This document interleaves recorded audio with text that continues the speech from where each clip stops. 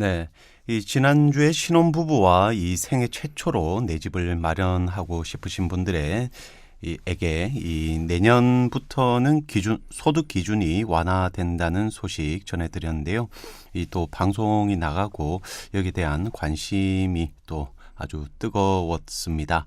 자, 이 지난주 방송에서 정부 주택 정책과 이 정보에 대한 공부가 좀 많이 필요하다 이런 얘기를 했었는데 오늘은 지난 시간에 이어서 우리나라 공공주택 정책에 대해서 조금 더 자세히 알아보도록 하겠습니다. 나은내일연구원 이승진 이사 자리하고 있습니다. 안녕하세요. 네, 안녕하세요. 네.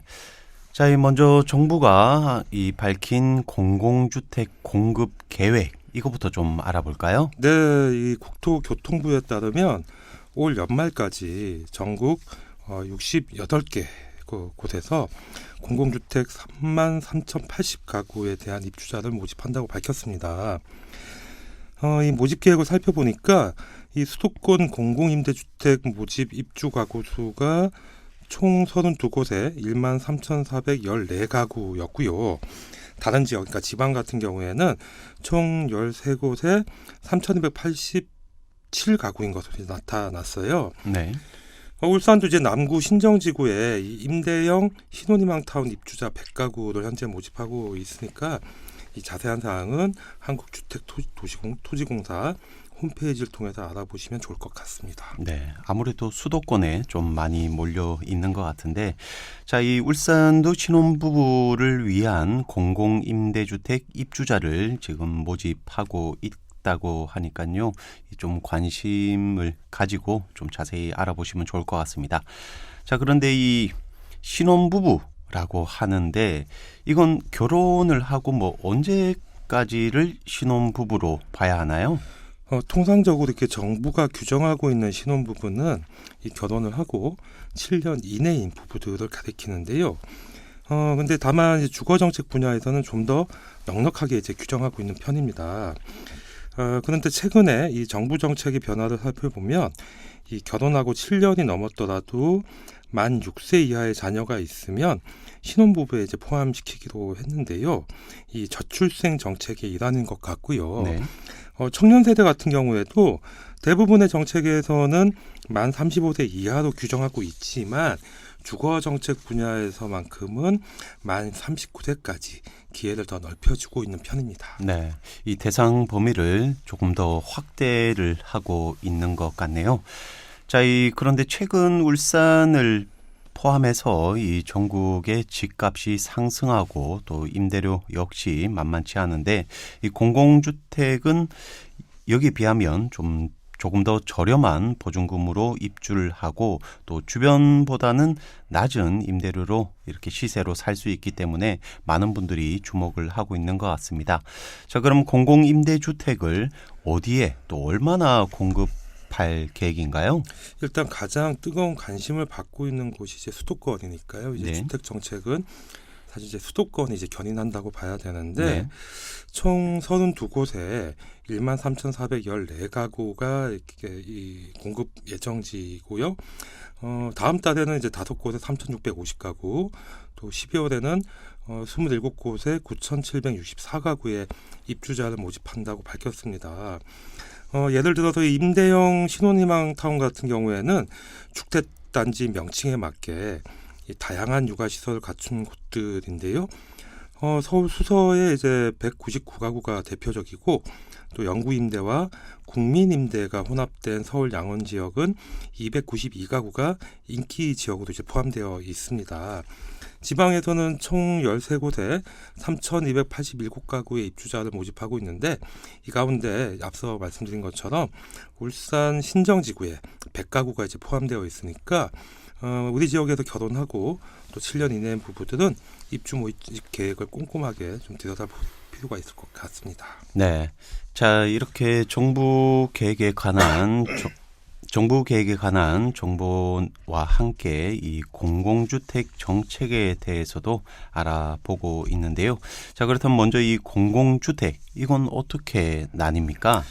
공공주택은 공공기관이 건설하는 경우와 또 공공주택 사업자가 민간주택을 매입하거나 또는 임차해서 공급하는 방식으로 나눕니다.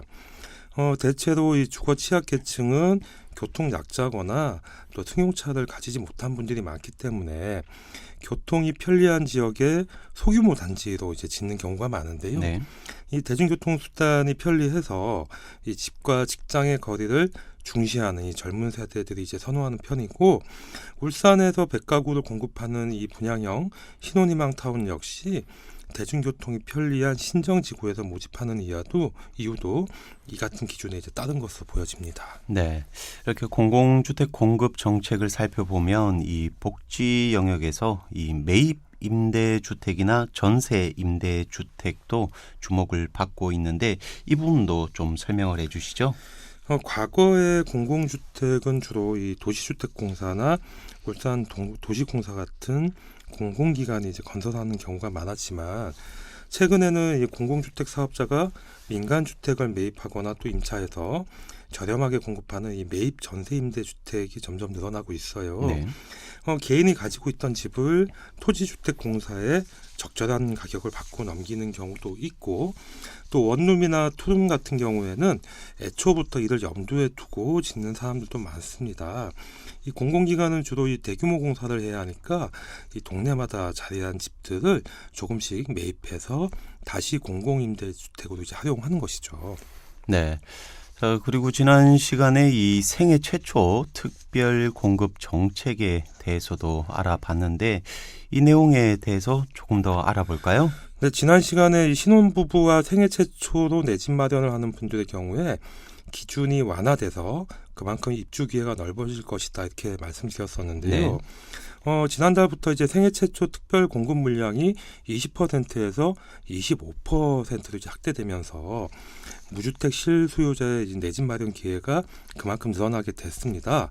근데 다만 이 공공분양 신청 전에 신청자나 해당 가구가 이 생애 최초 특별 공급 요건을 충족하는지 확인해 보는 게 중요하고, 또 저출생 정책의 영향으로 신혼부부는 좀 더 우대를 받게 되는데, 지난달부터 시행된 이 공공주택 특별법 시행 규칙에 따르면 태아를 포함해서 만 6세 이하의 자녀를 둔 경우에도 신혼부부로 이제 추가되었다는 사실을 꼭 기억하시고, 혼인신고를 한 후에 7년이 지난 가구라도 임신 중이거나 또 6세 이하의 자녀가 있다면 한번 도전해 볼 만할 것 같습니다. 네.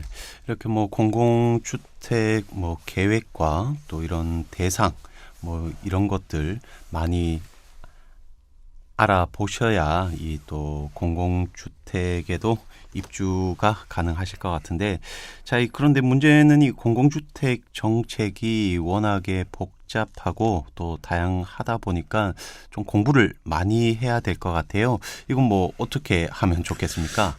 그렇습니다. 이 공공주택은 정부나 지방자치단체, 또 한국토지주택공사, 보통 이제 우리가 LH라고 부르죠. 그죠? 울산도시공사처럼 주택 사업을 목적으로 설립된 지방공사 같은 곳들이 공동주택 사업자가 돼서 정부와 이제 지방자치단체의 재정이나 주택 도시기금을 지원받은 후에 건설해서 또 매입해서 또는 임차해서 공급하는 모든 주택을 말합니다. 그만큼 이제 다양하고 이제 복잡할 수밖에 없겠죠. 이 공공주택은 공공분양주택과 공공임대주택으로 구분되는데, 공공분양주택은 분양을 목적으로 공급하는 주택이 있고요. 또 국민주택 규모인 전용 면적이 25.7평 이하의 주택을 주로 말하는데, 반면에 이제 공공임대주택 같은 경우에는 임대하거나 또는 임대한 후에 분양 전환을 이제 목적으로 이제 공급하는 주택입니다. 근데 여기서 또 공공임대주택은 또 여러 형태로 이제 나뉘게 되죠. 네. 지금까지 이렇게 공공주택 정책에 대해서 많이 얘기를 해 왔었는데 이 공공임대주택 그 종류도 좀 다양할 것 같습니다. 이 설명을 한번 해 주시겠습니까? 이 공공임대주택은 이제 소득 계층을 중심으로 지원하는 사업들이 많은데요. 그만큼 이제 다양할 수밖에 없고요. 먼저 최저소득 계층의 주거 안정을 위해서 50년 이상 또는 영구적으로 임대하는 영구임대주택과 이 저소득 서민의 주거 안정을 위해서 30년 이상 임대를 해주는 국민임대주택, 또 대학생이나 사회초년생, 신혼부부 등 젊은 층의 주거 안정을 목적으로 공급하는 행복주택이라는 것도 있고, 또 전세계약의 방식으로 공급하는 장기전세주택이라든가, 또 일정 기간 임대한 후에 분양할 목적으로 공급하는 분양전환 공공임대주택이 있고요. 또 기존 주택을 매입해서 기초생활보장 수급자 등에게 공급하는 기존 주택 매입 임대주택이라는 게 있어요. 또 기존 주택을 임차해서 저소득 서민들에게 다시 전대하는 기존 주택 전세 임대 주택 등이 있는데, 이 한 가지 정책에 있어서 집이 필요한 사람들의 사정에 따라 여러 형태의 이제 사업들이 있는 것이죠. 네, 이 설명해 주신 것처럼 공공임대주택의 종류도 굉장히 다양한 것 같습니다. 자, 지금 말씀해 주신 주택들은 아무래도 주로 그 저소득층이나 또 주거 취약계층에게 필요한 정책과 주택들인 것 같습니다. 이 최근에는 이 중산층에게도 이런 공공주택 정책에 진입할 수 있는 길을 조금 넓혀주고 있는 그런 추세인 것 같은데, 이 경기도의 기본주택 개념이 또 사회에 또 여러 파장을 일으키고 있죠. 그렇습니다. 이 대표적으로 경기도의 기본주택과 사회주택, 또 서울시의 이제 지분 적립형 분양주택이라는 게 있는데, 이런 이제 주택 모델들이 이제 주목을 받고 있고요. 경기도의 기본주택은 무주택자라면 소득이나 자산, 나이처럼 입주 자격에 제한이 없고요. 또 입주자에게 이 조식 서비스라든가 또 육아용품 렌탈 서비스처럼 이 호텔급의 고품격 주거 서비스를 제공하고, 위치도 역세권으로 지정하면서 이 전국적인 주목을 받고 있는 신개념 주거 정책입니다. 또 더불어서 이 경기도가 이 사회주택 정책도 적극적으로 펼치고 있는데, 이 사회주택 같은 경우에는 토지는 공공기관이 소유를 하지만 30년 이상 장기간 임대하고, 또 건축물은 사회적 협동조합이 소유하면서 운영하는 방식이에요. 그러니까 전체 60%는 일반 공모를 하는데, 나머지 40%는 저소득층이나 장애인, 또 1인 가구, 또 어르신들을 대상으로 특별 공급을 하기로 했습니다. 네, 여러 가지 반짝이는 아이디어들이 이 공공주택 정책에 포함이 된 것 같습니다. 자, 그리고 서울시의 지분 적립형 분양주택, 저도 처음 들어보는데요. 이거 어떤 건지 설명을 좀 해주시죠.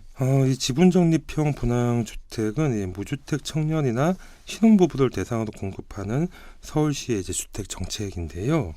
일종의 보증금 개념으로 분양가의 20%에서 40%를 먼저 취득한 뒤에 나머지는 살면서 지분을 추가로 취득하고, 100% 취득 전까지는 따로 임대료를 내는 방식이에요.